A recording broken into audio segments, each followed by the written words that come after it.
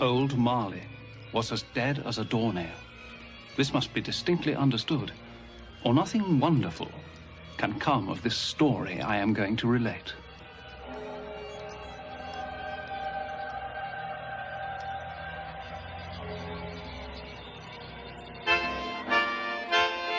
On Christmas night all Christians sing to hear the news the angels bring. On Christmas night all Christians sing to hear the news the angels bring.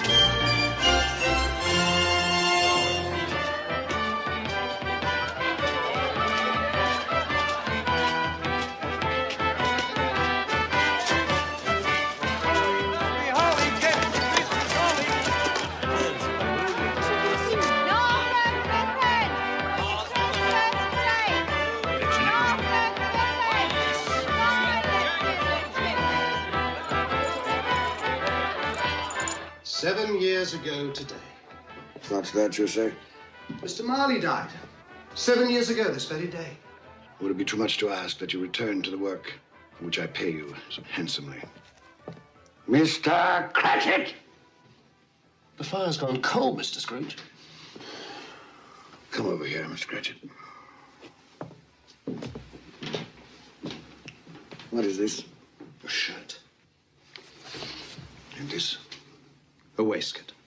And this? A coat. These are garments, Mr. Cratchit. Garments were invented by the human race's protection against the cold. Once purchased, they may be used indefinitely for the purpose for which they are intended. Coal burns. Coal is momentary, and coal is costly. There will be no more coal burnt in this office today. Is that quite clear, Mr. Cratchit? Yes, sir. Now, please get back to work before I am forced to conclude that your services are no longer required. Yes, sir.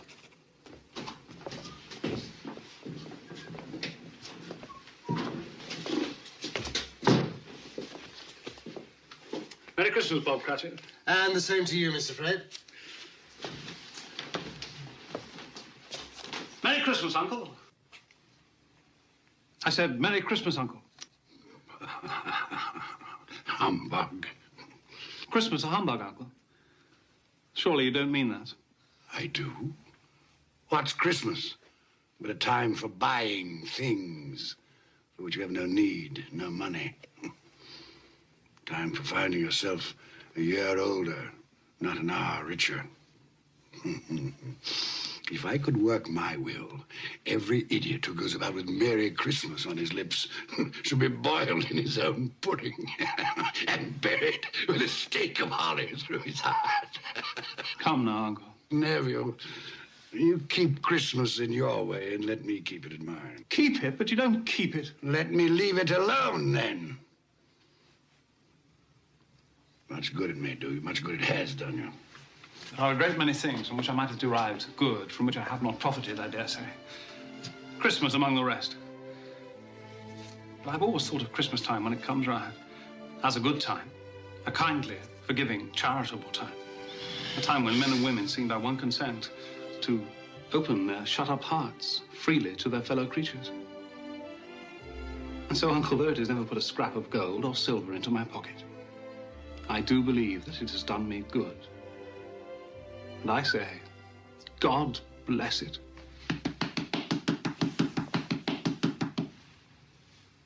Not a sound from you, and you'll keep your Christmas by losing your situation. You're quite a powerful speaker, sir. I wonder you don't go into Parliament. Please don't be angry, Uncle. Come, dine with us tomorrow. Dine? I'd see myself in hell for it. It would be a great joy to me. And to my wife. Yes, your wife. I'm told she brought very little to the marriage. A poor girl, I understand. I love her. And she loves me. Love. Good afternoon, nephew. I want nothing from you. I ask nothing of you. Why can't we be friends? You are wasting my time. I'm sorry to find you so resolute. We've never had a quarrel, so far as I know. And so I shall keep my good humor. And wish you a Merry Christmas. Goodbye. And a Happy New Year.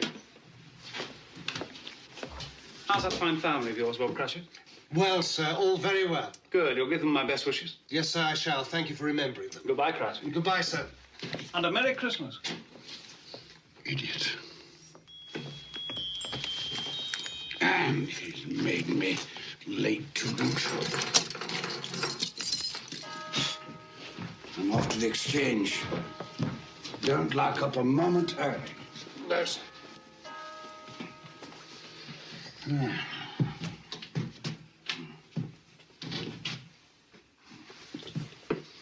You'll want all day tomorrow, I suppose. If it's quite convenient, sir. It's not convenient. And it's not fair. If I were to hold back half a crown from your pay for it, you'd think yourself ill-used, I'll be bound. But you don't think me ill-used when I pay a day's wages for no work. Christmas comes but once a year, sir. Poor excuse for picking a man's pocket every 25th of December. And I suppose you must have it. Be here all the earlier the next morning, Cratchit. Yes, sir, I shall. I certainly shall. Make sure. Yes, sir. And a Merry Christmas to you, Mr. Scrooge. Humbug. Ah!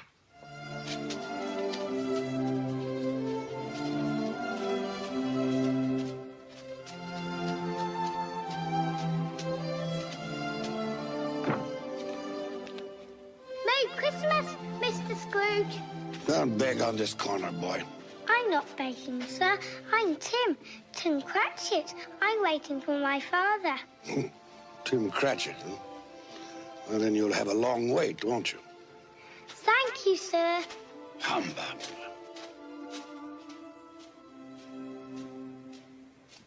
Our Saviour Christ and His Lady, on Christmas Day, on Christmas Day. Our Saviour Christ and His Lady, on Christmas Day in the morning. Clear the road. They will Out of the way. Let me through. The ships all free on Christmas Day, on Christmas Day. They will sail the ships all free on Christmas Day in the morning. His reason weak, his anguish off, and sorrow all his pain. He went Christmas, sir. but once a year, and that was Christmas Day. So grant us all a change of heart, rejoice for Mary's son. Pray peace on earth to all mankind, God bless us everyone. Day 80 for January, day 80 for January. Any open market? Any open market? Buying here, buying. Ah, Ebenezer, we were afraid you weren't coming. It's almost closing, sir. Well, I'm here, aren't I? I said you'd be here. Didn't I say Ebenezer Scrooge would be here? I knew you'd change your mind. Right, I have changed my mind. Oh, good, then you'll take our bid. The price has gone up. Gone up? But that's not possible. If you want my corn, gentlemen, you must meet my quote. Plus 5% for the delay. That's outrageous, Scrooge. You'll be left with a warehouse stuffed with corn. Well, that's my affair, isn't it? But if we pay your price, our bread will be dearer. The poor will suffer. Buy the corn someplace else. Good day, sir. Scrooge, a moment. We'll take your corn at the price you quoted yesterday. Too late. If you wait until tomorrow, it'll cost you another 5%. Damn it, Scrooge, it's not fair. No, but it's business. I'll give you a moment to make up your minds.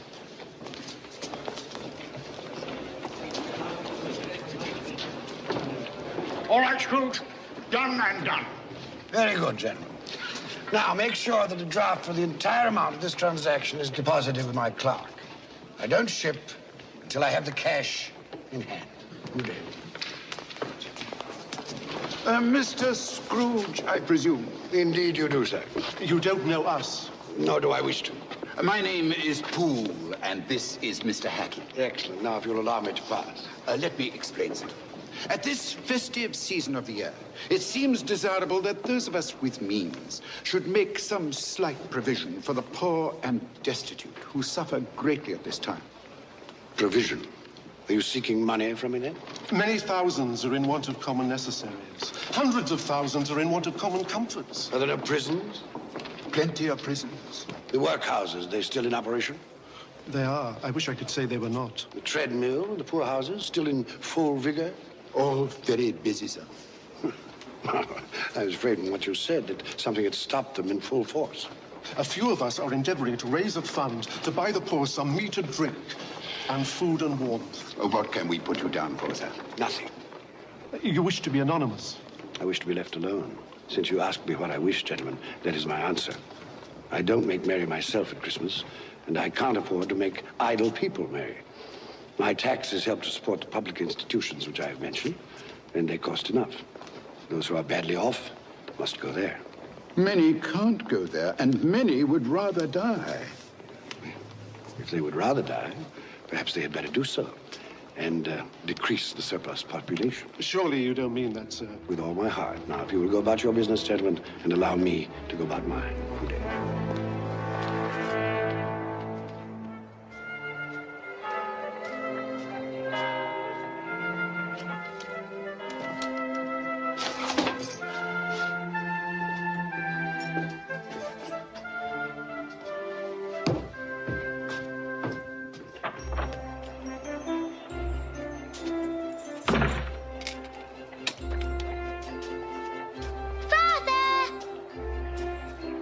Tim, you must be frozen. I'm all right now. Could we go home by Cornhill and watch the boys and girls play in the snow? Of course we can. Tim, I'm to have the whole day off tomorrow. We'll be together, the whole family, for the entire day. Hurrah for Christmas, the best day of the year. Each stroke will tell that in his heart and gold in all his days. His reason weak, his anger shock, and sorrow all his pain. Sleep well, dreadful wandering, and Look, They're having such fun, Father. Where are you? Go and get it. you'll be there one day, playing with the other children. I'm quite sure I will. I feel I'm getting stronger every day.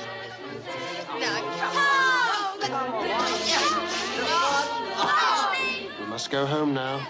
Your mother will be waiting for us. Yes, it's time to go home. Here we go.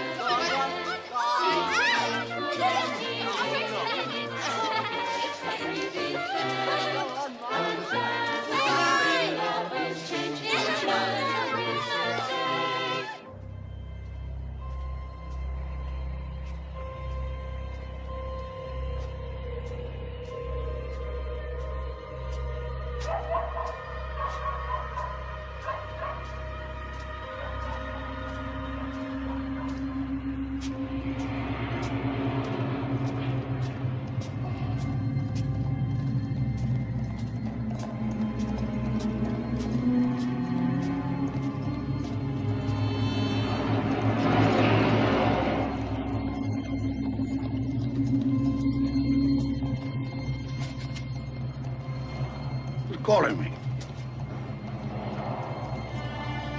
No one call my name.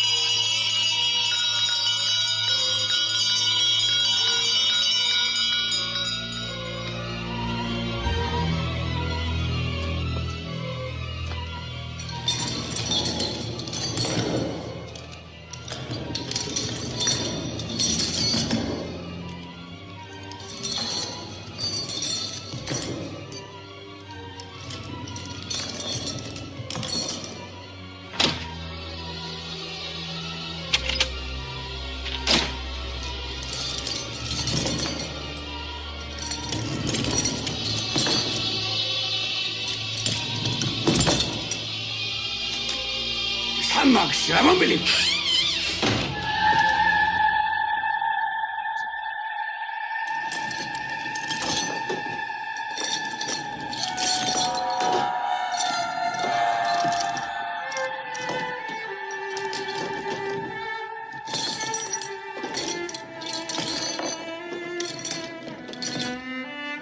What do you want with me?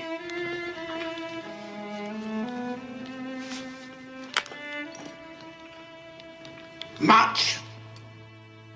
Who are you? Ask me who I was. You're particular for a ghost. Who are you, then? In life, I was your partner, Jacob Marley. Can you sit down? I can. Well, do it, then.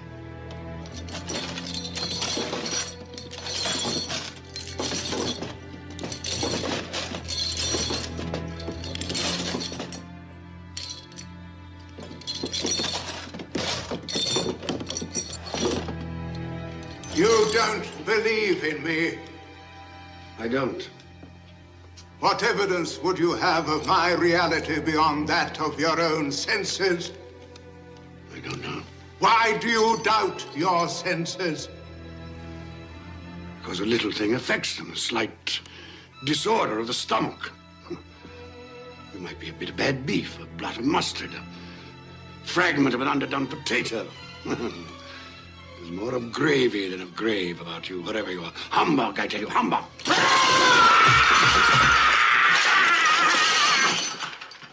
Mercy.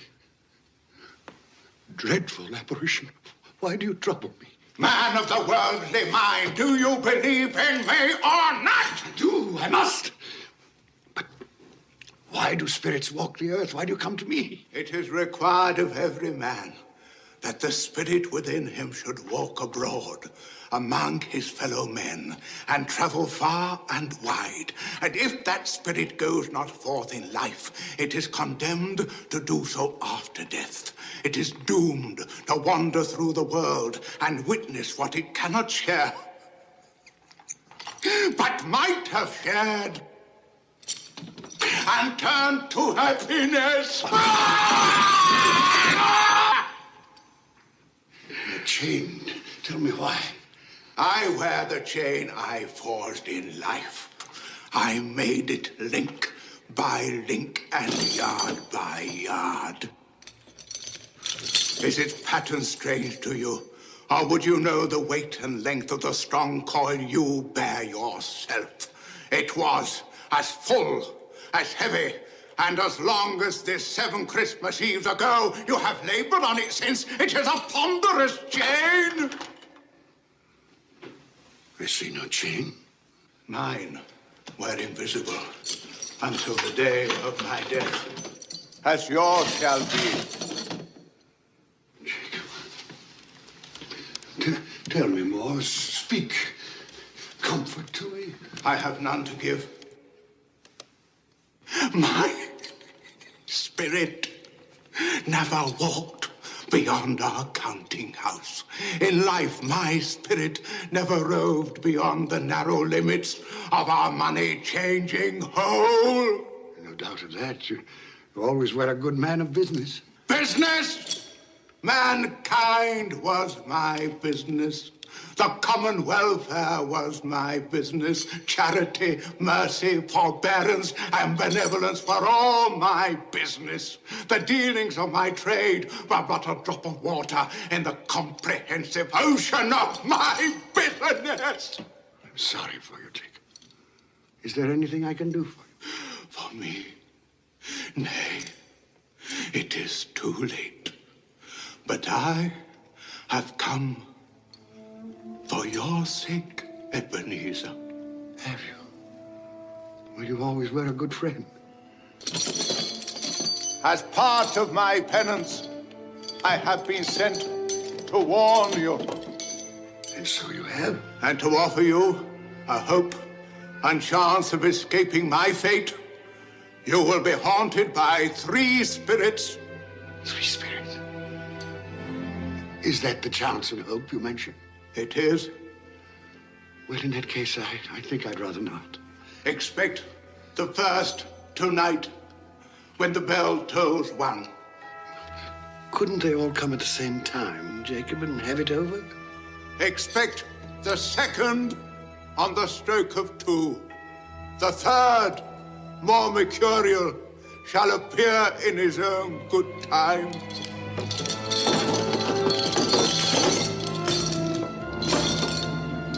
Look to me no more. Look, that you may remember what has passed between us.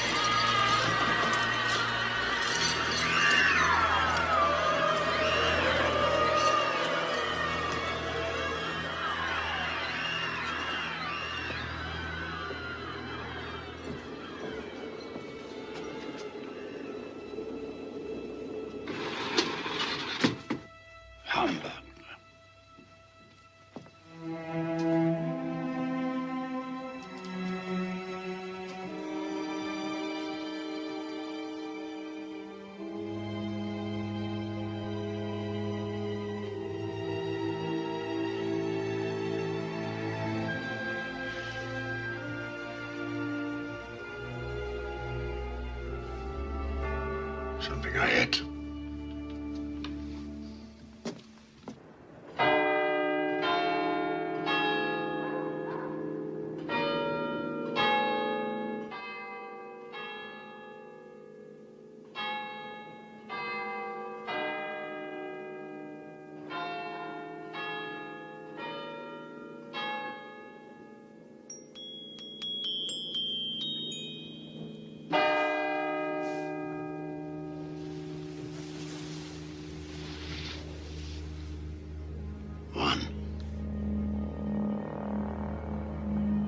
What was it Marley said?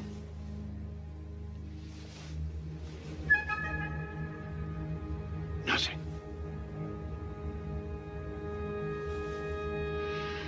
Just a dream, then.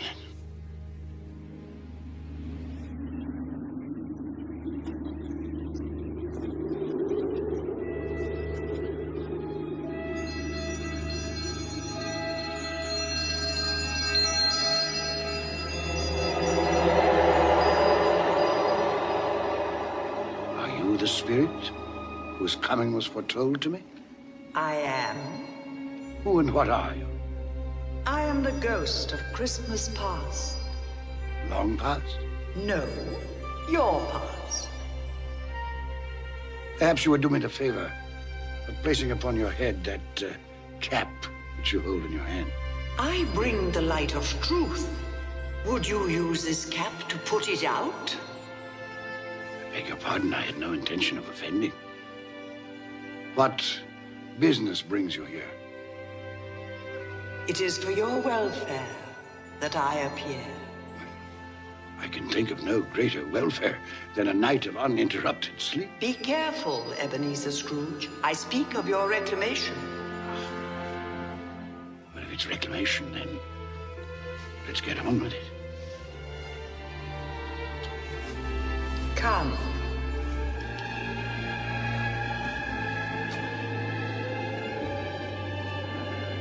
We shall be invisible and silent as the grave. You will now see a child, a youth. You will see yourself, Ebenezer.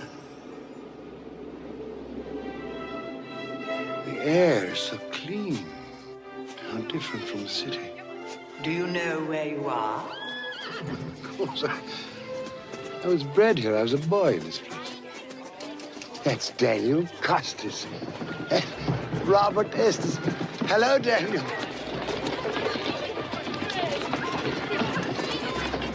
The big one there, that's David Tyler. David, look here, it's Ebenezer. I told you, Ebenezer. They can't hear you. How happy they all seem. That's right, they do. Yes, well, it's time to move on. Come along, Ebenezer. You know the way. I could walk it blindfolded. Your school. I remember. And it's Christmas Day.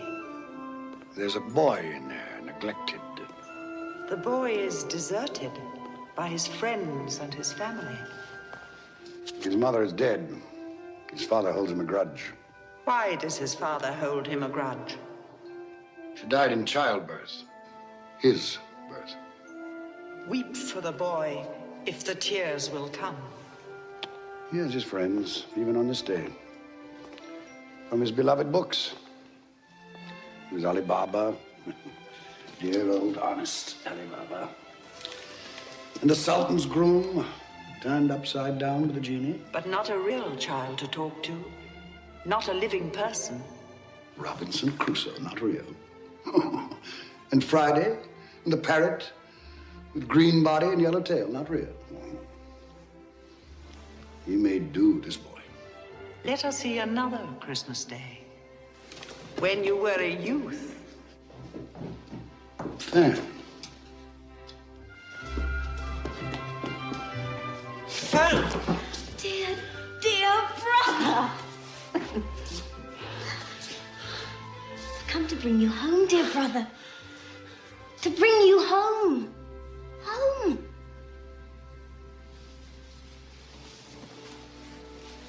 Home, little fan. Yes. Home for good and all.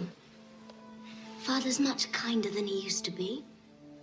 He spoke to me so gently one dear night that I was not afraid to ask once more if you might come home. And he said, yes, you should. And sent me in a coach to bring you.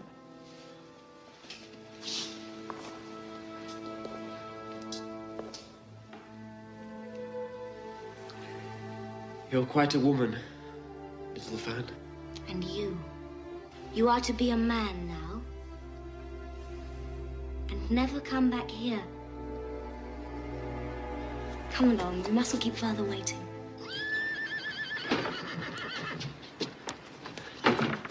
Father! There, boy, down. Stand still now. Let me look at you. They haven't been overfeeding you, that's certain. I've grown, I think. Yes, most boys do. Fan has told you won't be moving back here. Yes, sir. It's time you made your way in the world. I've arranged an apprenticeship for you. You'll move into Mr. Fezziwig's establishment in 3 days' time. 3 days, Father?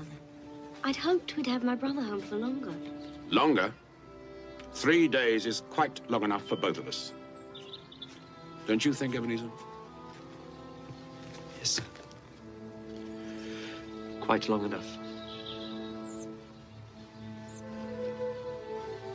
You finished back there? All safe and secure, sir. The carriage, Fan.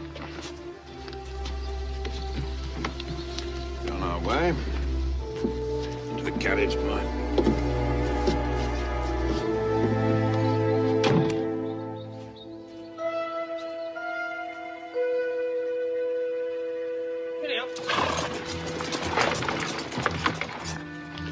Fan pleaded for more time, but my father was a very stern man.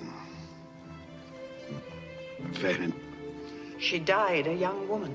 She had such a generous nature. Yes, too young. Old enough to bear a child. One son. Fred, your nephew, Fred Hollowell, yes. who bears a strong resemblance to your sister. Does he? I never noticed. You never noticed? I'm beginning to think you've gone through life with your eyes closed. Open them. Open them wide.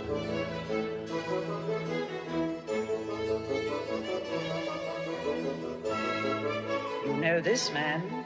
It's old Fezziwig. Hmm? Oh, yes, my dear. Would you ask Mr. Pulling to refer that matter to Mr. Scrooge? Eh? Thank you, my dear. And you know this place? No, was I not apprenticed here? Pay attention, everybody. Dick, Ebenezer, pens down. No more work tonight, boys. It is Christmas Eve. So, close those ledgers down, Ebenezer and Dick. Clear away in here, everybody. We need the room. Here we go, lad. You'll enjoy yourself tonight, Master Ebenezer. That is an order. Yes, sir, I'll try. Well, put your heart in it. You put enough of yourself into your work, and I have nothing but praise for the way you've discharged your duties. But you're young, eh? There's more to life than bolts of cloth and musty old ledgers, eh? It's Mrs. Fezziwig and the 3 daughters in their suitors. Happy Christmas to you all. Merry Christmas. And Belle. I had forgotten how beautiful she was.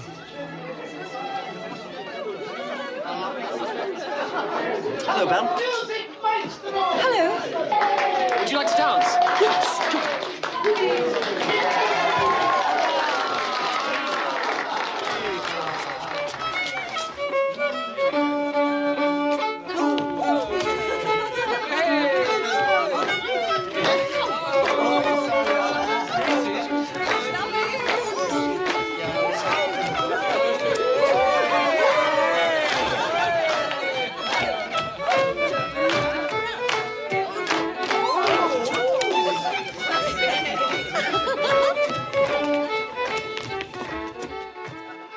How long since you danced, Ebenezer?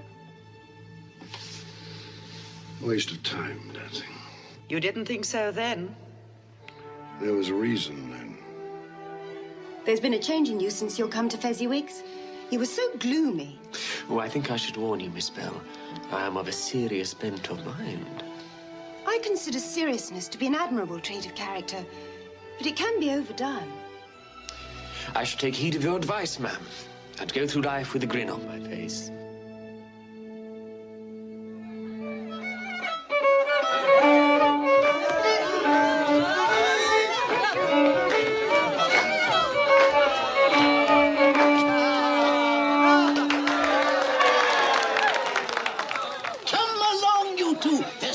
Sir Roger de Coverley. Time enough to sample the punch when you're old and fat like me, eh? Oh, I'd best partner my wife before that young scamp goes dancing off with her. Oh, what a difference it makes, Ebenezer, to travel the rough road of life with the right female to help bear the burden, eh? What a lucky man I am! Shall we join the others, Ebenezer? My pleasure, Miss Bell.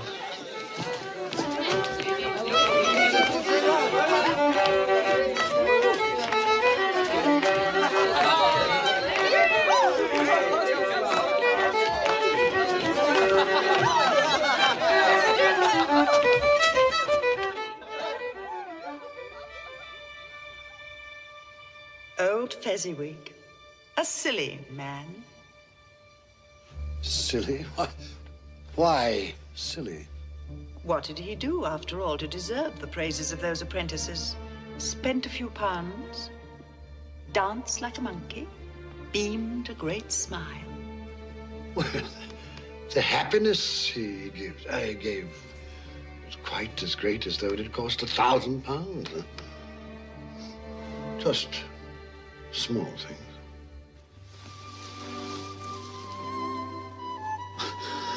Belle. Are you in love, Ebenezer? The thought had occurred to me. She's too good for you. One day, when I've made my fortune, then I'll deserve her. It was a night never to be forgotten. Never. But you did forget, often. No? Look, another Christmas Eve, delayed by the pressure of business. Do you remember? No.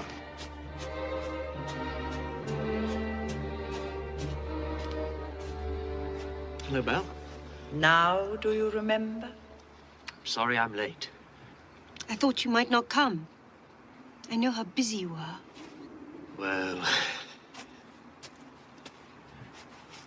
the time of year and the nature of my business, it's important now that I use my time and opportunities wisely.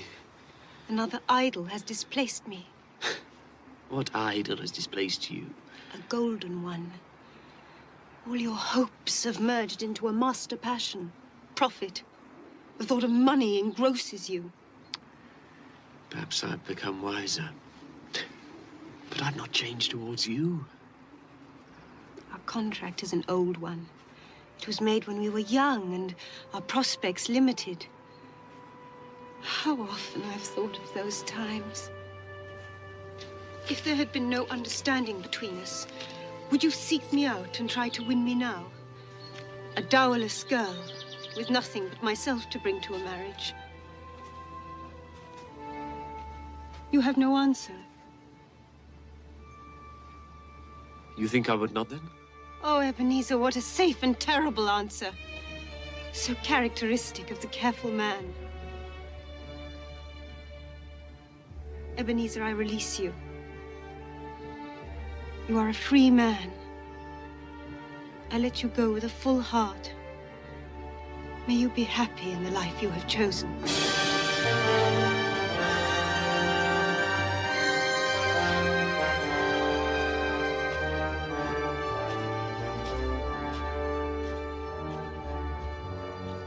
I almost went after her. Almost carries no weight, especially in matters of the heart. And you did have a heart, didn't you, Ebenezer? Why didn't you follow her? Upon his death, my father left me a small inheritance. Belle wished to be married, insisting that we could get along on very little. But I wanted something more for both of us. So I lent out that money, laid the foundations for financial success, which I have achieved, I may add. Congratulations. Well, thank you not to sneer. Spirit, show me no more. Conduct me home. You have explained what you gained. Now I will show you what you have lost. Belle. Yes, Belle. And those are her children. Oh, darling, he's wonderful, isn't he? Lord, what a brood.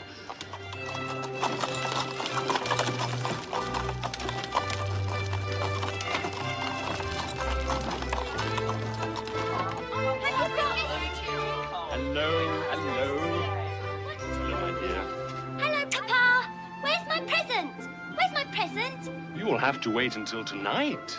All of you. Presents on Christmas Eve, as usual. Fancy. It might have been mine. The same thought occurred to me. I saw an old friend of yours in the city this afternoon. Who was it? Guess. I can't. I don't know. Ebenezer Scrooge. Mr. Scrooge it was. I passed his office window and it was not shuttered. He had a single candle lit upon his desk. His partner, Jacob Marley, lies on the point of death, I hear. And there he sat, Ebenezer Scrooge, alone. Quite alone in the world, I do believe. Poor Ebenezer.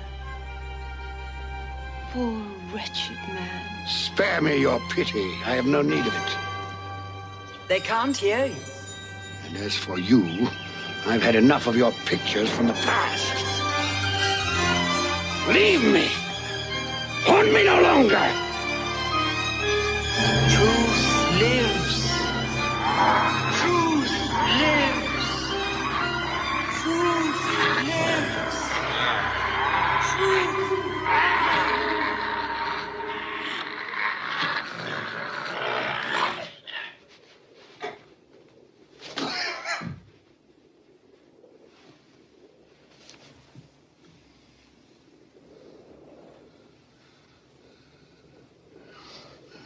A nightmare.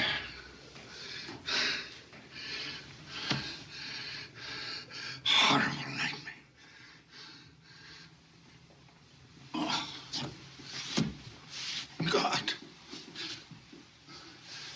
Let me sleep. Let me sleep in peace. Peace.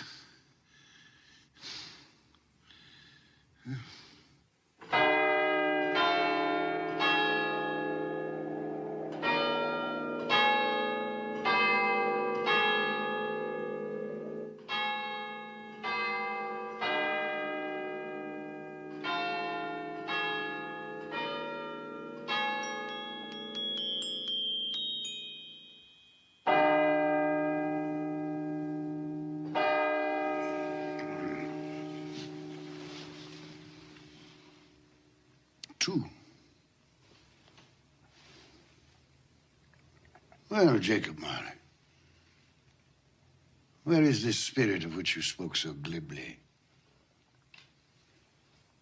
You did say at the stroke of two, didn't you, Jacob?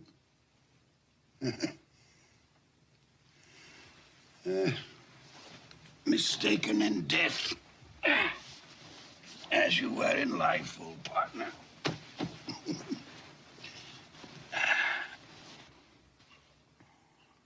Ebenezer Scrooge! Ebenezer Scrooge!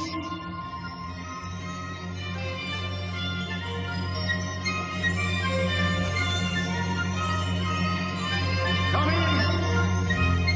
I intend to.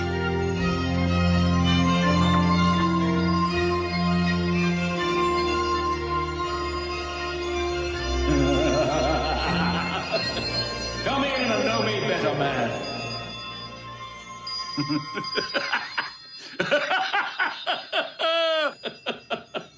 You've never seen the likes of me before, eh? It's quite true, I have not. You never walked forth with any of the younger members of my family? No, not that I remember. Nor any of my elder brothers born these later years? I'm afraid not, no. Do you have many brothers, Spirit?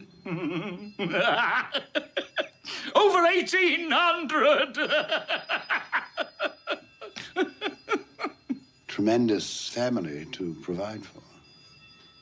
Take hold of my robe, Ebenezer Scrooge.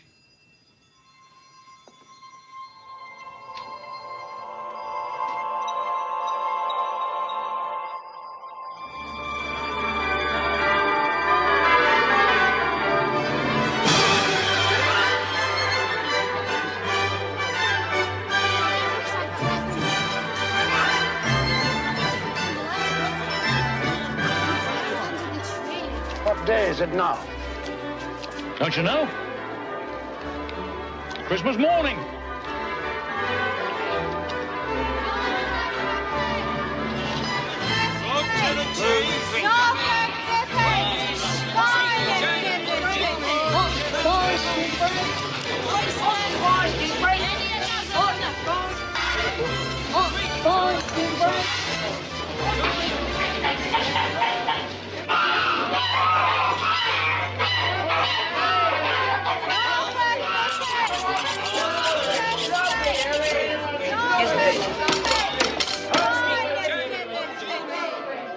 There's a lot of buying, isn't there?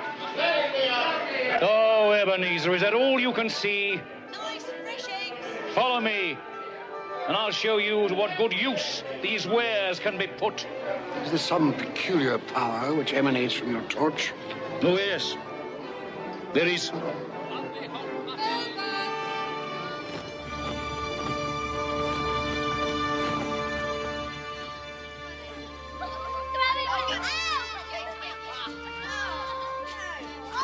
Do you know this house? I can't say I do. It is the house of Bob Cratchit. Is he?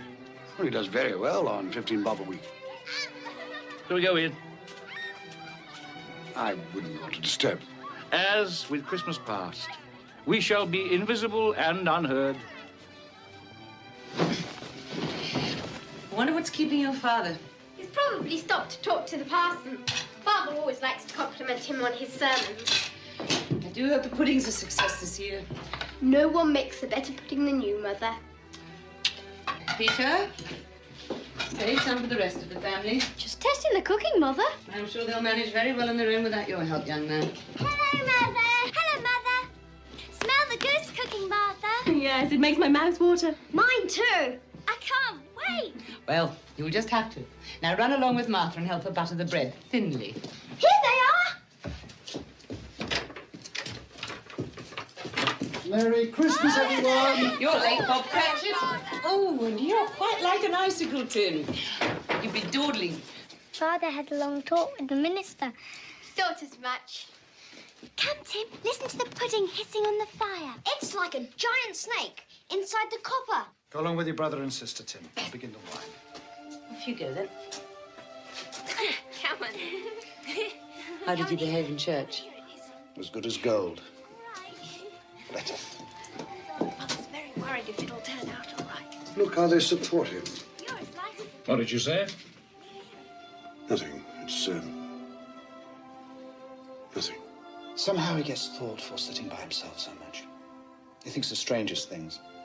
He told me coming home that he hoped that the people in church saw him because he was a cripple, and that it might be pleasant for them to remember on Christmas Day who it was that made lame beggars walk and blind men see.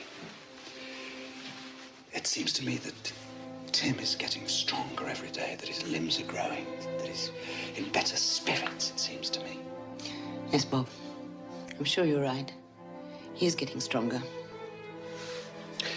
Well, we're all here. That's the important thing. Belinda, help me with the goose. Yes, Mother.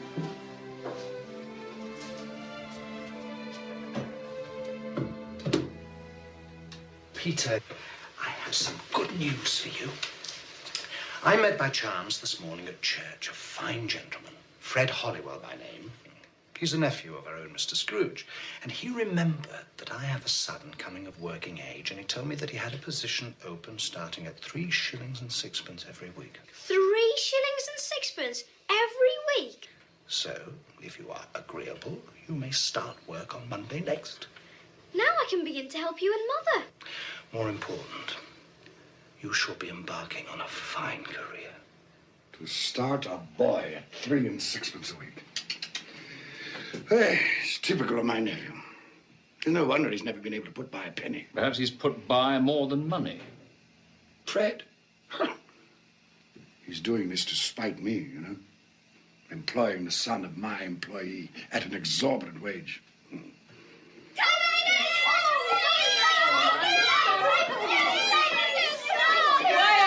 Quiet, children, quiet.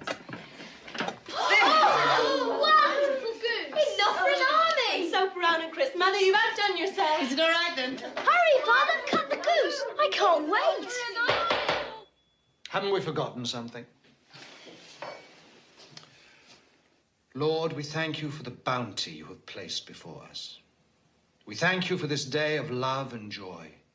We thank you for allowing us to be together, to share with each other and with you the fullness of our hearts on this special day. Amen. Amen. Amen. Amen. What? You say something? No. No. I thought I heard you. No, I said nothing.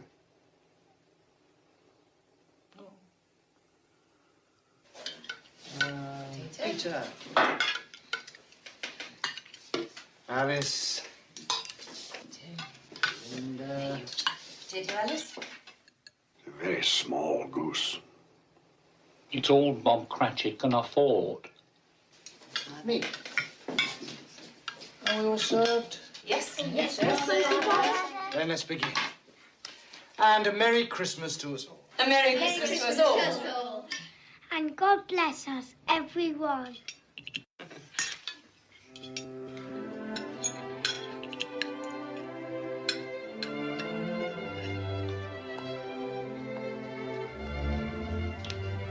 Tell me, Spirit, will he live? I see a vacant place at this table. I see a crutch without an owner, carefully preserved. If these shadows remain unaltered by the future, the child will die. No, say he will be spared. If these shadows remain unaltered by the future, none other of my species will find him here.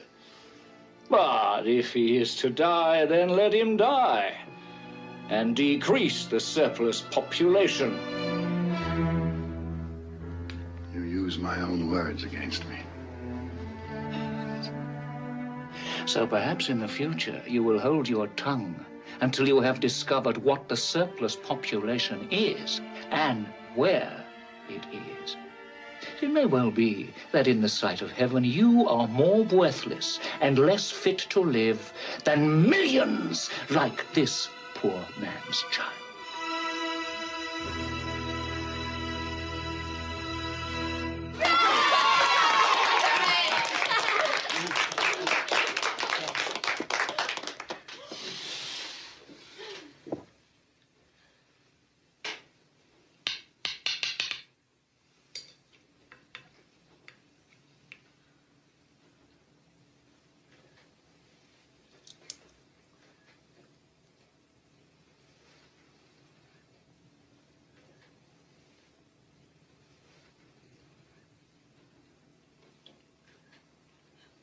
A triumph, my dear. Another triumph. I told you so, Mother. Well, it's a success. What a relief for Mrs. Cratchit. Now their feast is over. Not quite. Just one more ceremonious moment. Look.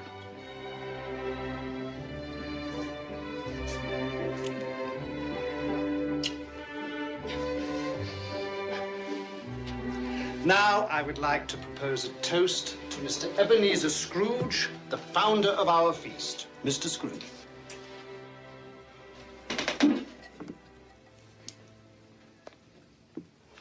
Huh. The founder of our feast, indeed. I wish I had him here. I'd give him a piece of my mind to feast upon, and hope he had a good appetite for it. My dear, the children, it's Christmas Day. It should be Christmas Day, when one would drink the health of such a stingy, odious, mean, hard, unfeeling man as Mr. Ebenezer Scrooge. My dear, have some charity.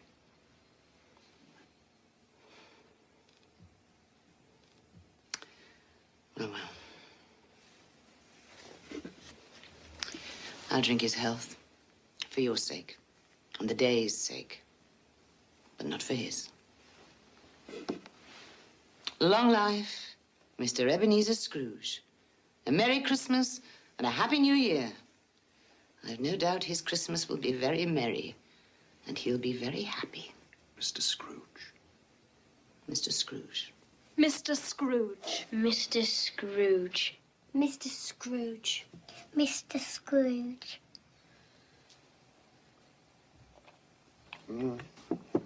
He's made a point, Bob Cratchit has. Without me, there would be no feast, no goose at all. My head for business has furnished him employment. Is that all you've learned by observing this family on Christmas Day? Oh, no, not all, but one must speak up for oneself, for one's life. Oh, here it is. Here we come a-wassailing among the leaves so green. Here we come a-wandering so fair to be seen. Love and joy come to you, and a Merry Christmas too. And God bless you and send you a Happy New Year. We have some time left. Take my robe. Love and joy come to you, and a Merry Christmas too. And God bless you and send you a Happy New Year.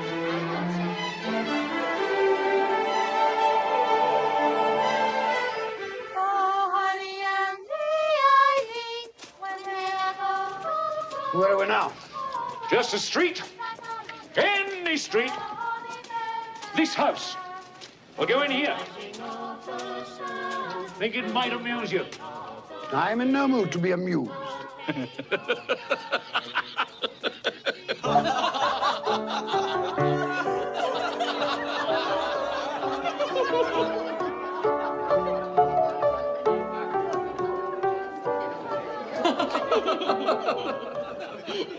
Dear husband, do you find my playing so amusing? Oh, I'm sorry, my love.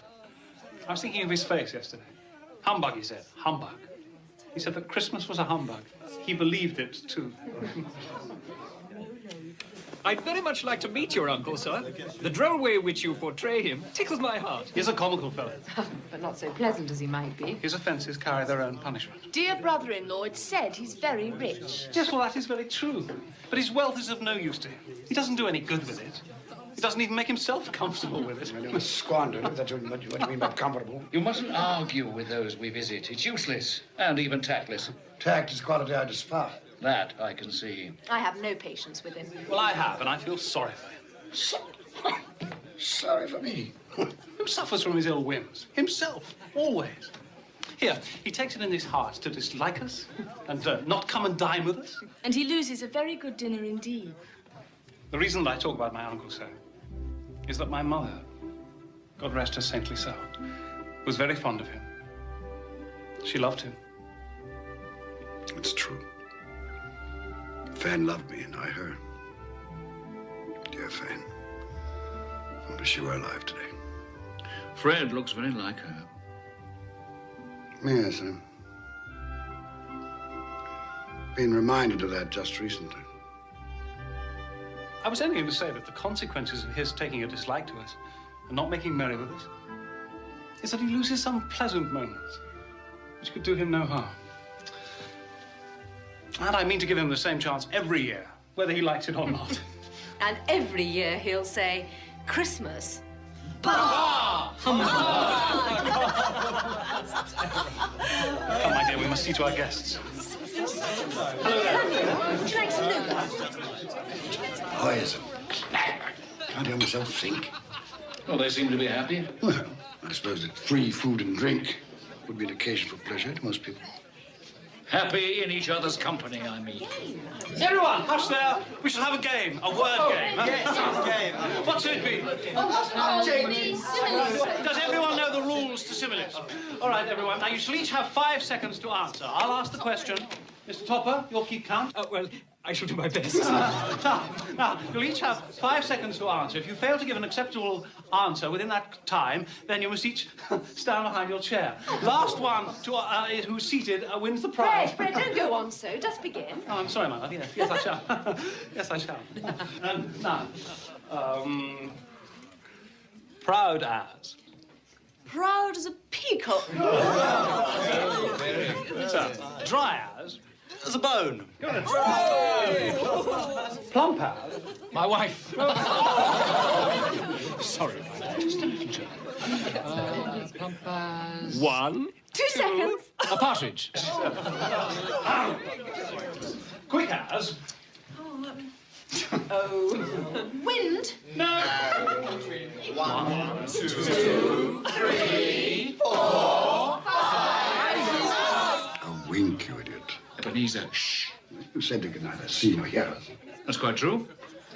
Oh, yes, sorry. Even I forget the regulations sometime. After all, I do not come back very often. Shh, I'm trying to listen to the game.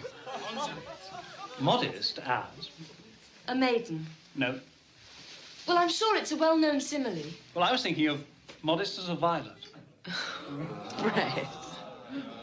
However, I will accept your answer. Janet. Attend. Tight as. Tight as... A drum. Anyone knows that. Tight as. Not very bright, my nephew's wife. Tight as your Uncle Scrooge's purse strings. Oh, Janet, that's quite wrong. And your time is up. You've lost and you must stand behind your chair. Tight as a drum. That's what I was thinking of. Good for you, Fred. The boy's got a head on his shoulders. And as for the laughter at my expense, Spirit, I'm inclined to overlook it in view of the general gaiety of the evening. It is now time to leave this pleasant scene. We have one more visit to make before my time is done. Take hold of my robe. Sly as. A fox! Yes. Red as. Red as a rose. Yeah. Silent as. The night. No. A mouse. Not at all. No, I know. The grave. Where are we now? I'm sure I don't know this place. The name would mean nothing to you. It's a place, like many in this world.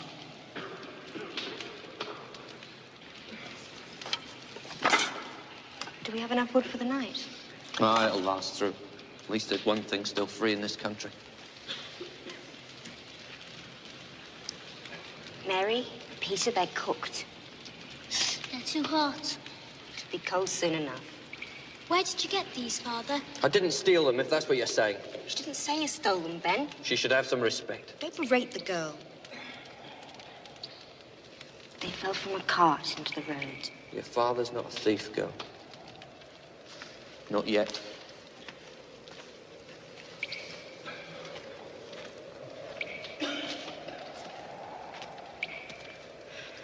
Why are these people out here? Men and women in rags, children eating scraps. They're institutions. Have you visited any of them, these institutions you speak of? No, I'm taxed for them. Isn't that enough? Is it?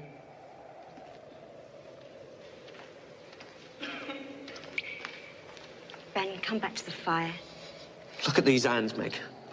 They're hard hands. They've done hard work. I want to work. I want to have bread for my children. It's not right that there's no work. We're together, Ben. That's the important thing. I love you, Meg. I love the children. Tomorrow, take the children and go to the parish poorhouse. No. No. I'd rather we all drowned in the river than go to one of those places and be separated forever. Until I get work. No. Ben, we're a family. We stay together. Come. Come back to the fire. Come.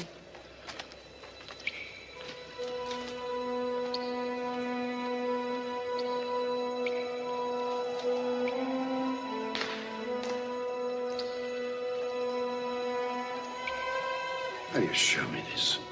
What has it to do with me? Are they not of the human race? Look here! Beneath my robe!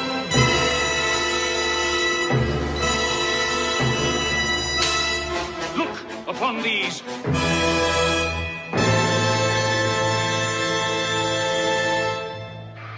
What are they? They are your children. They are the children of all who walk the earth unseeing. Their names are ignorance and want. Beware of them. For upon their brow is written the word doom. They spell the downfall of you and all who deny their existence. Have they no refuge, no resource? Are there no workhouses? Are there no prisons?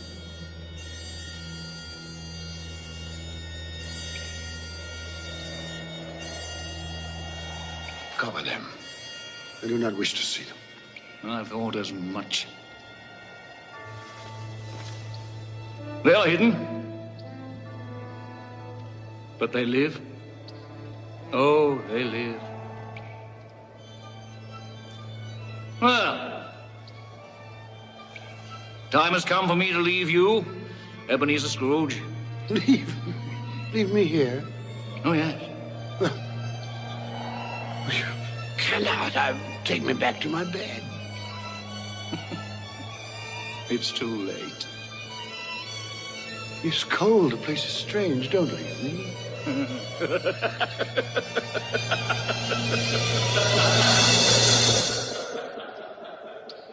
Spirit.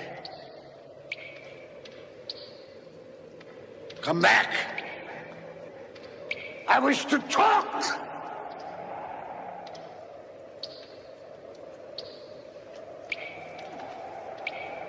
Perhaps I have made a mistake here and there.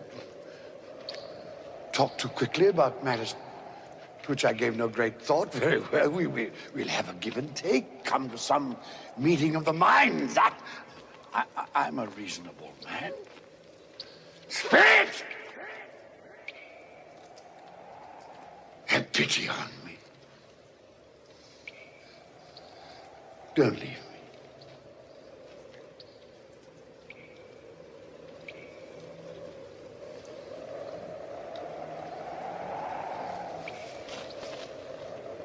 What have I done to be abandoned like this? What?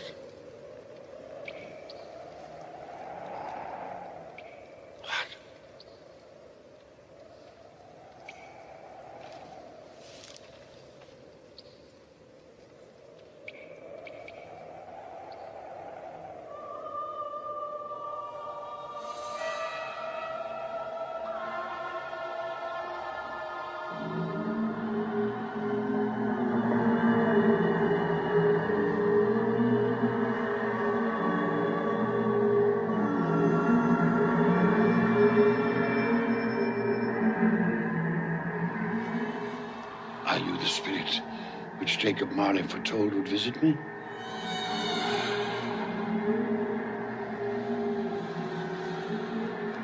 Then I am in the presence of the ghost of Christmas yet to come, am I not?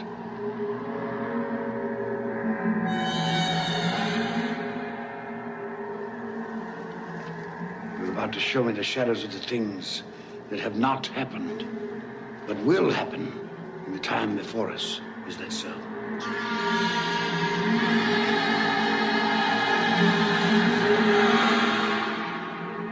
fear you more than any specter I have seen.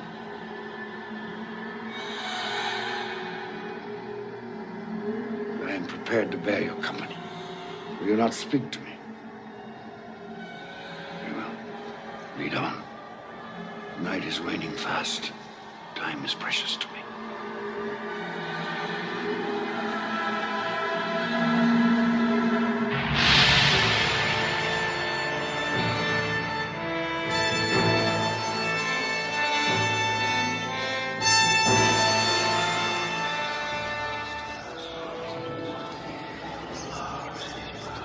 This place, I know it very well. The exchange, it's like a second home to me.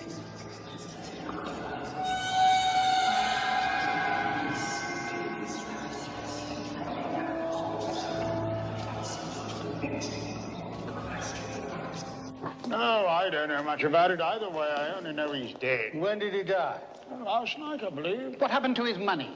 Left it to his company, perhaps? Who else did he have? It'll likely be a very small funeral, supposing we volunteered and form a party. I'll go if lunch is provided, but I insist on being fed for the time I'll waste. Have these men no respect for the dead? I should go, I suppose. After all, we did considerable business together. Well, I must go and find the price of corn. Goodbye. How was I privy to that conversation? What purpose could it have for me?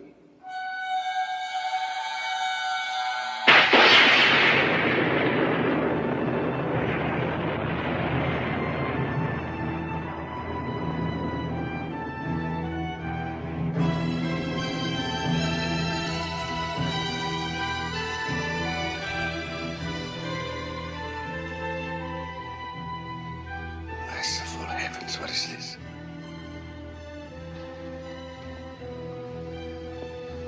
Spirit, this is a fearful place. I wish to leave it.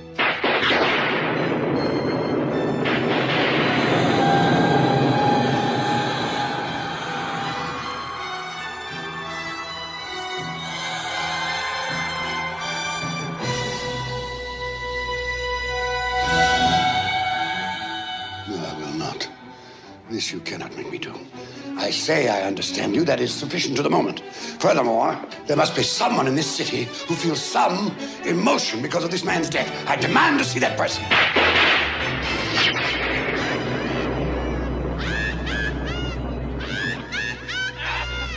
This is a most foul part of town. We must have made a mistake, taken a wrong turn.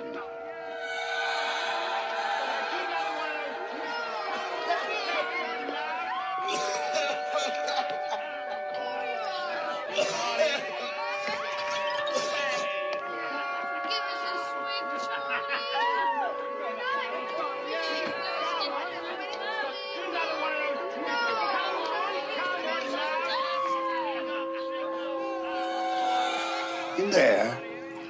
I have no business to transact in there.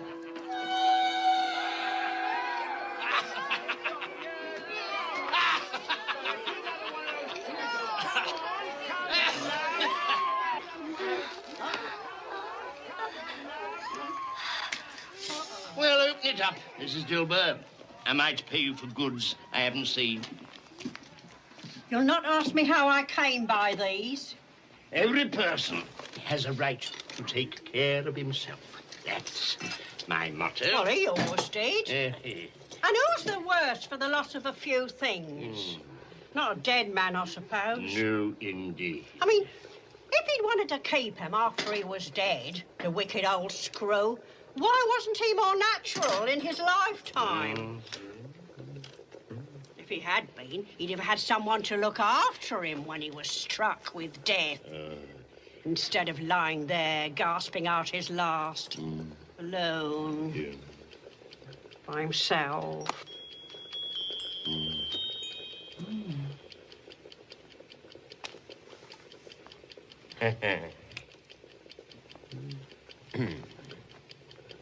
Those are my things. She's stolen my things. I'll have her before a magistrate. What do you call these? Bed curtains. You don't mean to say you took them down, rings and all, with him lying there? Why not? And don't get wax on his blankets. His blankets? I hope he didn't have anything catching. I wasn't so fond of him as I'd loiter about if he did.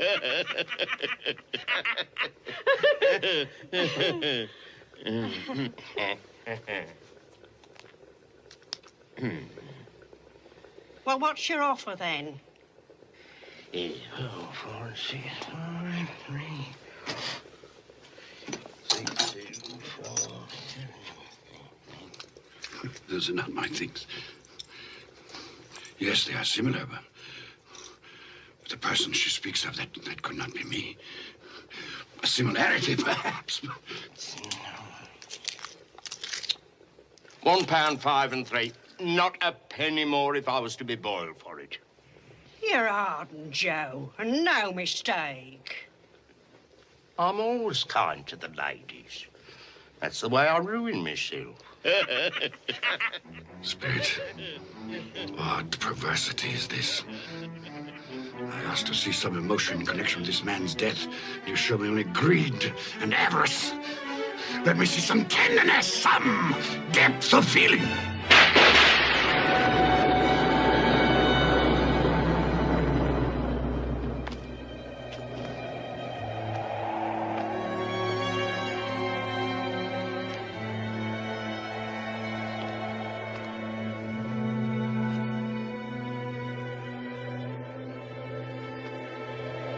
Must be some confusion.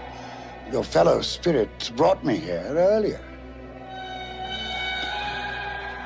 Very well. You're devilish hard to have a conversation with. Suffer the little children to come unto me, and forbid them not, for such is the kingdom of God. Verily I say unto you, whosoever shall not receive the kingdom of God as a little child, he shall not enter therein. This colour hurts my eyes.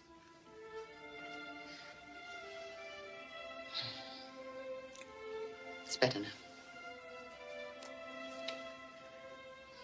This work makes my eyes red. And I wouldn't show red eyes to your father when he comes home. Not for the world. It must be nearly his time. Past it, rather. I think he walks slower than he used to these last few evenings, Mother. Yet I've seen him walk home with Tiny Tim on his shoulders very fast indeed. And so have I. And so have I. And so have I. But he was very light to carry. And your father loved him so that there was no trouble. No trouble. There is your father now. Hello, Father.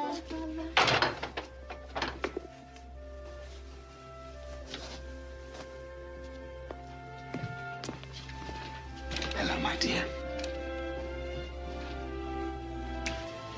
Hello, my dear ones. Hello, Father. You're late. We were worried about you. I'm glad you're home, Father. I am too. You've become quite a little harmful. The reason that I'm late is because I walked by there today. Today? I couldn't keep away. It's so quiet and green. You shall see it on Sunday. We shall all go on Sunday. I promised him that every Sunday I would walk. My My little child. My little child. Father, please don't grieve so. No, I'm sorry. I have all of you. A blessing to be thankful for. Do you know who I saw in the street today? Mr. Scrooge's nephew, Fred. And he greeted me in his usual cheerful way. And he saw that I was a little sad. He asked me what was distressing me. And when I told him, he said that he was heartily sorry for it. And, Robert, Tim is part of all of us. And for his sake, we must go on living. So long as we love one another, he will always be alive. Yes, of course, my dear. But however and whenever we are parted from one another, I'm sure that none of us will ever forget poor Tiny Tim. No, never. And when we recollect how patient he was, and how mild, although he was but a little child, I'm sure that we will not easily quarrel among ourselves. I am a happy man. I am a truly happy man.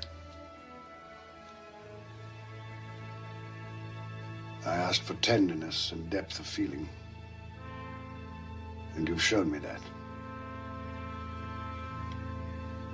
Nothing more I need see. Take me home.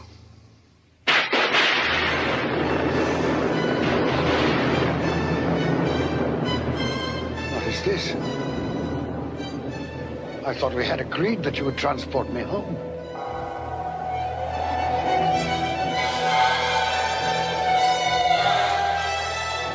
Inspector, something informs me that the moment of our parting is at hand. I know it, but I know not how. Tell me, what man was that whom we saw lying dead?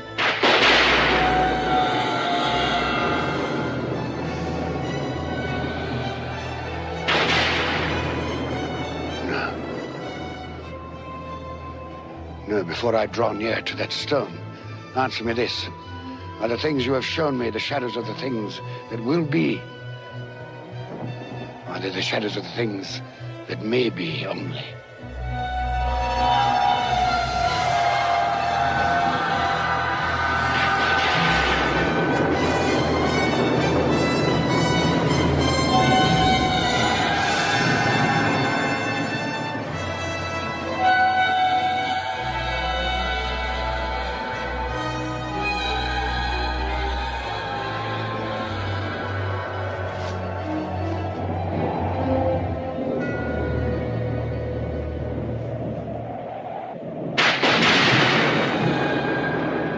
Men's courses will foreshadow certain ends. I accept it. But if those courses be departed from, the ends must change. Tell me that is so by what you show me.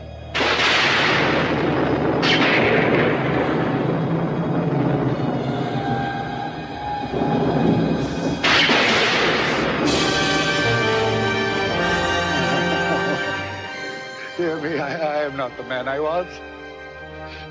I will not be the man I must have been but for this visitation. Why show me this if I am past all hope? Good Spirit, your nature intercedes for me and pities me.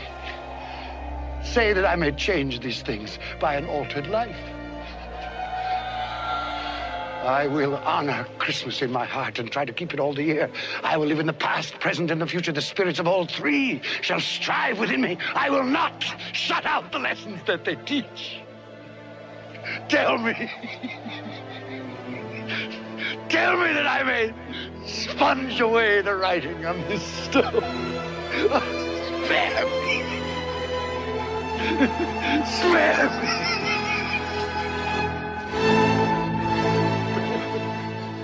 Spare me.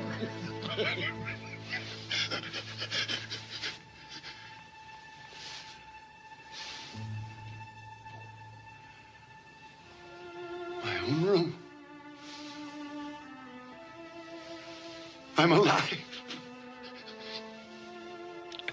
Oh, thank you, Spirit. I will keep my promise. I will live in the past, present, and the future. The spirits of all three will strive within me. Oh, heaven and Christmas time be praised for this. I say this on my knees, Jacob Marley. On my knees.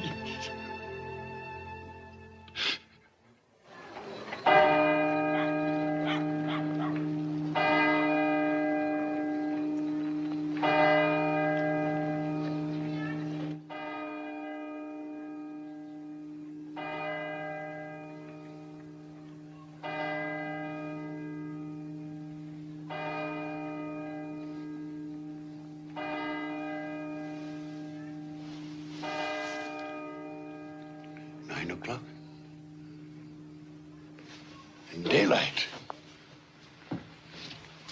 But what day? Hello, you there, boy. Me, sir? Yes, you, my good fellow. What day is today? Today? Why, it's Christmas Day, of course. Christmas Day. I haven't missed it. The spirits did it all in one night. Well, they can do anything they like. Of course they can. Hello, my fine fellow. Hello. Do you know the poulterers in the next street but one, on the corner? I should hope I did. Intelligent boy, remarkable boy. Do you know if they've sold the prize turkey that was hanging there? What, the one as big as me? Delightful boy. Pleasure talking to you. Yes, the one as big as you. It's hanging there now. Well, go and buy it. Yes, go and buy it and bring them round so that I may tell them where to deliver it. Come back with the man, I'll give you a shilling. Come back in less than 5 minutes, I'll give you half a crown.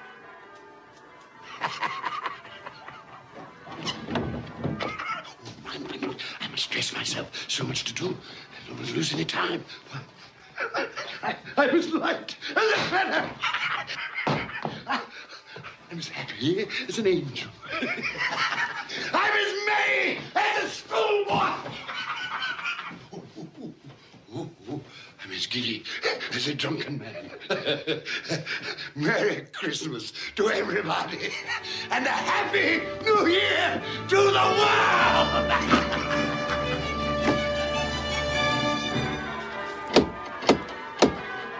If this be a prank, boy, I'll box your ears. He was in that window. I swear it. Oh, there you are. This boy here says you wish to purchase this turkey here. Yes, quite right. Here's your half-crown for a service well rendered. Thank you, sir.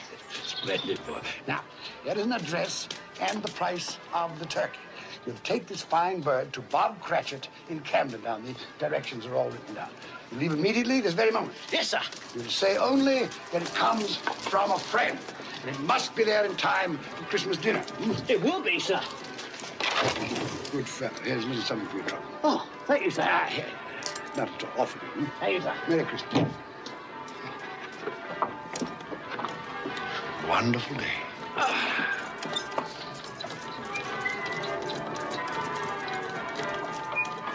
So grant us all a change of heart. Good morning. Merry Christmas to you. Great is Like angels. Yes, exactly. You sing excellently well, yes. Thank you. Ah, 'tis I who thank you for that glorious music on this glorious Christmas day.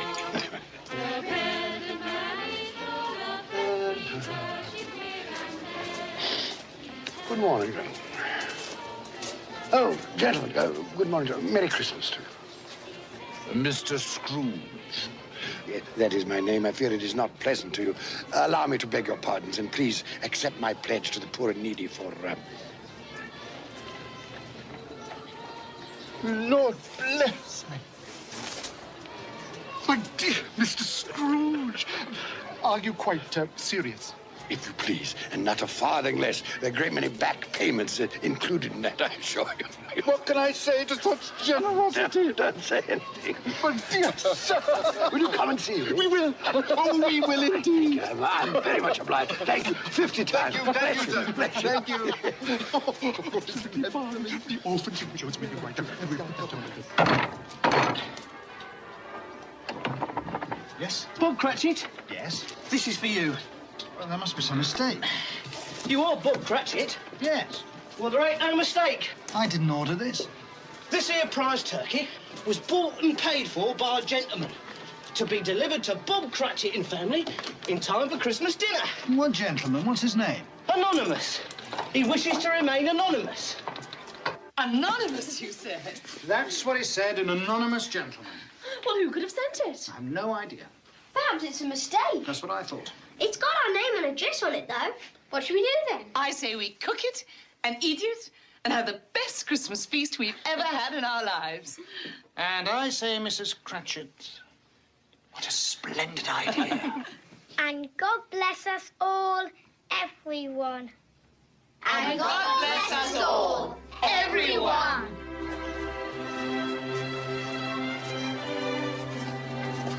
Merry Christmas, sir. Merry Christmas.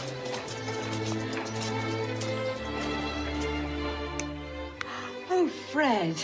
Oh, it's much too expensive. But do you like it? Oh, I love it. Oh, it's the most beautiful thing I've ever seen. Well, then, it belongs upon your wrist, my darling. Merry Christmas. Oh, Fred, I do love you. Oh, and not just for this. I know. I know. Who can that be? Well, no one's expected this out.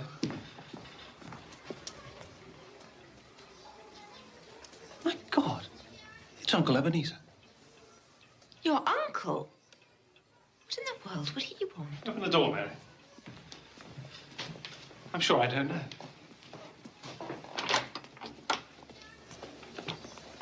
Fred, Uncle Ebenezer. may I come in? Yes, come in. Please. Thank you. Do come in. Good afternoon, madam. Merry Christmas to you. Merry Christmas to you. Oh, Uncle Ebenezer.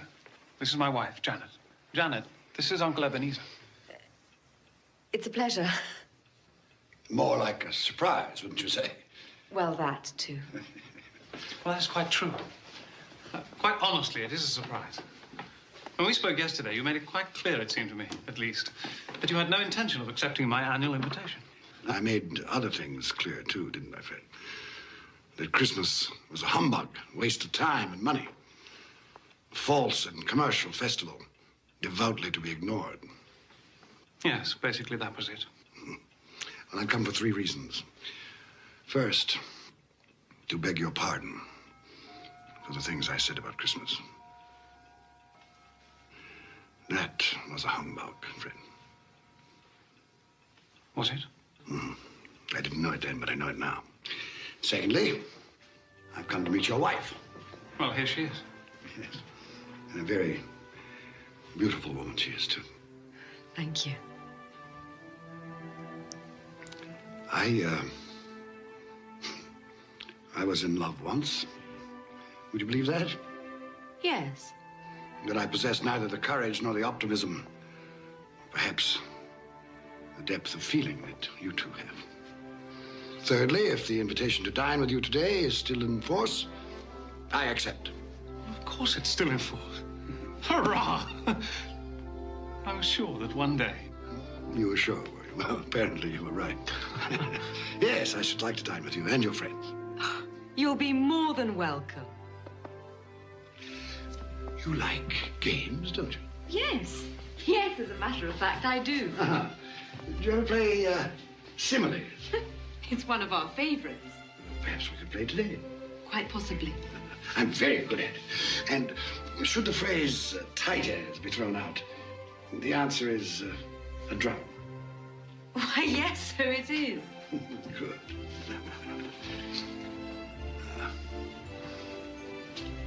You'll forgive me for saying this, but I see the shadow of my sister in your face. I loved your mother, Fred. For a time there, I forgot just how much I loved her. Perhaps I chose to forget. Well, now, if it isn't too much trouble, I should like to sample some of that punch for which you're so famous. Of course. You've made us both very happy, Uncle Ebenezer. Have I? Yes. God forgive me for the time I wasted.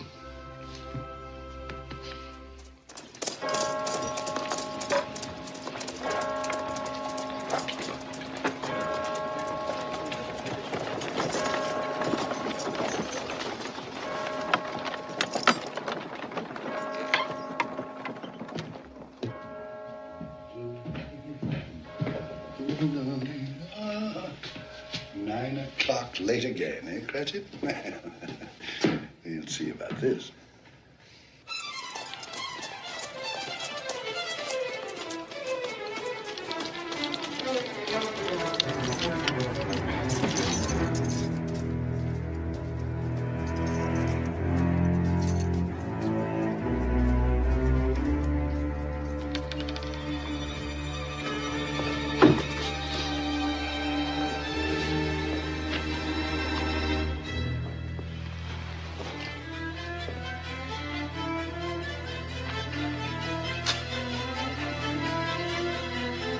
Mr. Cratchit! Yes, sir.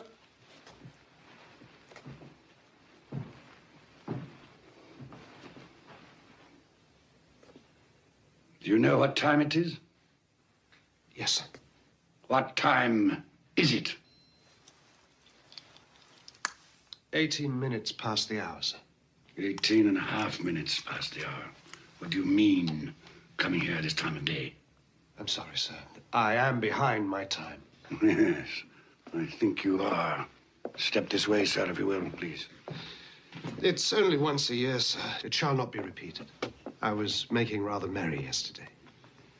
Well, I'll tell you, my friend, I'm not going to stand for this any longer. Therefore, I am going to double your salary. Double my salary, sir? Yes, Bob.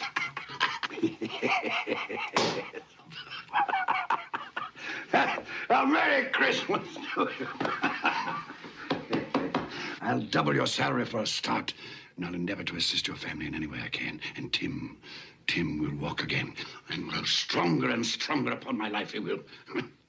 Well, we'll discuss the particulars this afternoon over a Christmas bowl. Well, what's the matter with you? Nothing, sir. Well, it's just that... Nothing. Thank you, sir. My good fellow, make up the fire before we freeze to death. Buy some more coal before you dot another I, Bob Cratchit. Yes, sir.